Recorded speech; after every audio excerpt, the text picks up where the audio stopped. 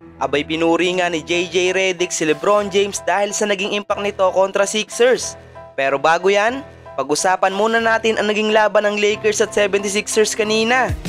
Matapos nang hindi makapaglaro ng dalawang magkasunod na game itong si Luka Doncic, well, ngayon nga ay balik lineup na ito para sa kanyang team na Los Angeles Lakers. Habang si LeBron naman ay maglalaro na din matapos hindi makapaglaro last game nila kontra Boston Celtics. Buong game nga po ay dikit lang ang laban, ngunit kontrolado nga po ito ng Sixers. Kapag gagawa nga po ng momentum ang LA para makuha ang lead, bigla naman babawi ang Sixers para bawiin ulit ang kanilang kalamangan. Paulit-ulit nga lang na ganyan mga idol hanggang sa mga huling minuto ng laban. Nagkatalo na lang sila dahil dito kay LeBron James mga idol. All 105 ang score at ilang minuto na lang ang natitira sa oras. Gumawa nga ng magkakasunod na clutch basket si LBJ para maiselyo ng Los Angeles Lakers ang panalo kontra dito sa Sixers. Natapos ang game sa score na 112-108. Pinangunahan ng nagbabalik na si Luka Doncic ang LA sa scoring dahil nagtala ito ng 31 points, 15 rebound at 11 assist triple-double. Nag-ambag din ng 17.6 rebound at 1 assist si Rui Hachimura. Ang starting center naman nila na si DeAndre Ayton ay meron ding double-double, 14 points, 11 rebounds at 2 blocks. Habang naging malamig naman ang opensa ni Austin Reeves dahil meron lamang itong 11 points, 4 rebound at 4 assists. Dahil nga po sa pagkakapanalo ng LA Lakers na ito, sila nga po ay magkakaroon ng record na 17 wins and 6 losses at mananatili pa din bilang number 2 seed dito sa Western Conference.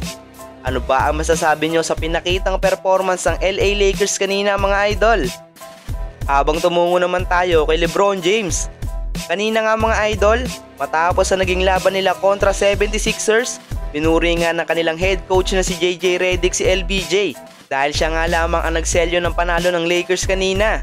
Si Lolo Bron nga kasi ang gumawa ng ilang clutch basket sa mga huling minuto ng laban. Tinapos ni LeBron James ang laban na may 29 points, 7 rebound at 6 assists, shooting 4 out of 6 sa 3-point line. Yung 12 points pa nga nito ay ginawa niya sa 4th quarter.